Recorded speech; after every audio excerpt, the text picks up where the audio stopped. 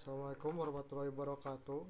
Kami dari kelompok 4 akan mempresentasikan perusahaan iCommerce dalam konteks analisis balance scorecard. Saya Arif Kardite Hermawan. Saya Muhammad Nurul Abdullah. Saya Miftahul Kahfi. Saya Ridwan Ahmad Mukafi. Saya Aura Wulandari.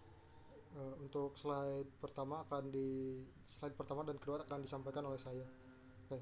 Pertama, iCommerce adalah perusahaan persewaan tertutup di bidang rekayasa perangkat lunak yang berlokasi di Kota Bandung, Jawa Barat. iCommerce IT Konsultan didirikan pada tahun 2015. Pada tahun 2016, iCommerce mulai berkembang menjadi startup dan berhasil menandatangani proyek dari berbagai klien, termasuk perusahaan besar seperti Pertamina. Seiring pertumbuhannya, pada tahun 2017 perusahaan resmi memiliki kantor tetap di Geria Bandung Indah, Kota Bandung.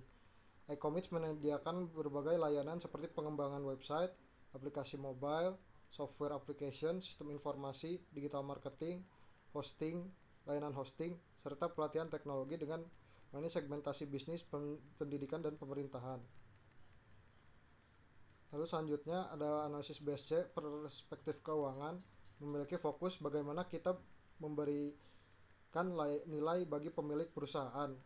Sasaran strategis pertama adalah pertumbuhan pendapatan. Salah satu indikator kinerja utama dari sasaran strategis ini adalah persentase kenaikan annual recurring revenue atau ARR dengan contoh target kenaikan 5% per tahun. Salah satu langkah inisiatif dalam mencapai target indikator ini adalah upselling fitur baru ke klien lama. Sasaran strategis kedua adalah profitabilitas proyek. Salah satu indikator kinerja utama dari sasaran strategis ini adalah gross profit margin per proyek dengan contoh target minimal 20%. Salah satu langkah inisiatif dalam mencapai target indikator ini adalah audit penggunaan man hours agar tidak over budget. Sasaran strategis ketiga adalah efisiensi biaya.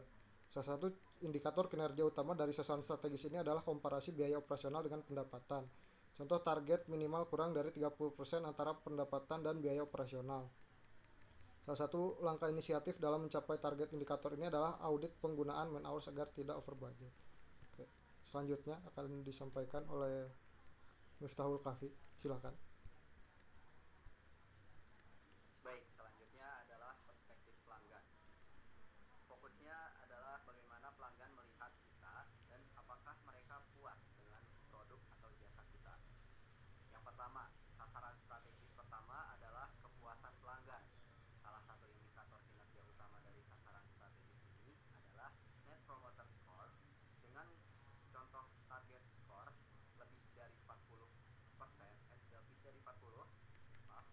Salah satu langkah inisiatif dalam mencapai target indikator ini adalah survei kepuasan setelah fase user acceptance test atau dalam kurung UAT. Dan yang kedua, sasaran strategis kedua ini adalah ketepatan waktu. Salah satu indikator kinerja utama dari sasaran strategis ini adalah one time delivery rate dengan contoh target 95%. Proyek tepat waktu. Salah satu langkah inisiatif dalam mencapai target indikator ini adalah dengan memberikan layanan post develop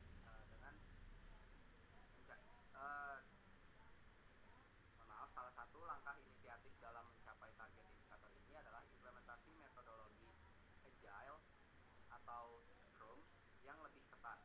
Dan yang terakhir, ketiga, sasaran strategis ketiganya adalah retensi klien. Salah satu indikator kinerja utama dari sasaran strategis ini adalah crunch rate atau layanan manajemen service. Contoh target minimal kurang dari 5% per tahun. Salah satu langkah inisiatif dalam mencapai target indikator ini adalah memberikan layanan post development support yang responsif. Selanjutnya akan dilanjutkan oleh Bapak. Oke, untuk selanjutnya ada perspektif proses internal ya. Di sini berfokus pada proses bisnis apa yang harus kita beli untuk memuaskan pelanggan. Untuk yang pertama ada sasaran strategis pertama adalah kualitas kode. Salah satu indikator kinerja utama dari sasaran strategis ini adalah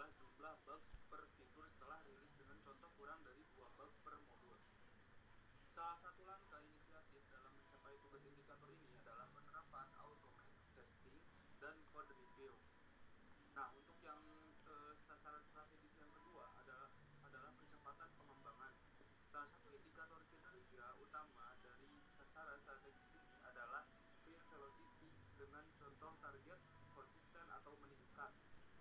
Salah satu langkah inisiatif dalam mencapai target indikator ini adalah mengurangi technical debt secara berkala.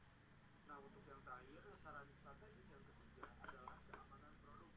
Salah satu indikator kinerja utama dari sasaran strategis ini adalah hasil vulnerability assessment, contoh target nol temuan kritikal. Salah satu langkah inisiatif dalam mencapai target indikator adalah integrasi drastis DevScope dalam pipeline CI atau CD. Untuk selanjutnya akan dijelaskan oleh Aura. Selanjutnya ada perspektif pembelajaran dan pertumbuhan. Yang pertama ada sasaran strategis pertama adalah keputusan karyawan, yaitu salah satu indikator kinerja utama dari sasaran strategis ini adalah Employee Engagement Index dengan contoh skor lebih dari 4,0 atau skala 5. Salah satu langkah inisiatif dalam mencapai target indikator ini adalah one-on-one meeting rutin dan jalur karir yang jelas.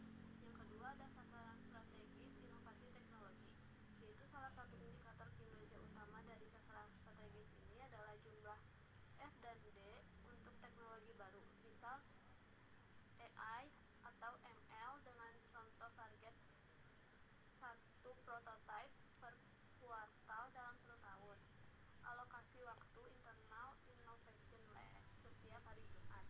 Yang ketiga ada sasaran strategis kompetensi teknis, yaitu salah satu indikator kinerja utama dari sasaran strategis ini adalah jumlah developer dengan sertifikat, yaitu ada AWS, Azure, Java, dan lain-lain.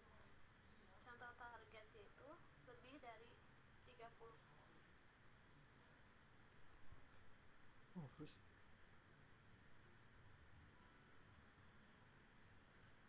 what the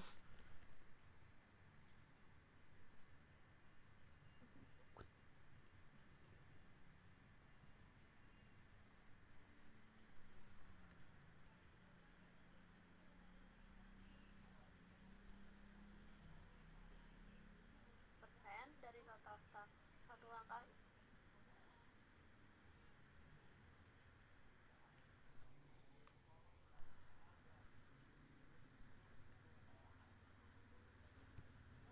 lanjut. Di next ke kesimpulan. Slide-nya belum Oh, diganti. sip. Nah, saya akan menjelaskan tentang kesimpulan analisis. Jadi yang pertama, jika karyawan terus belajar atau learning and grow, maka kualitas kode dan kecepatan kerja akan meningkat atau internal proses.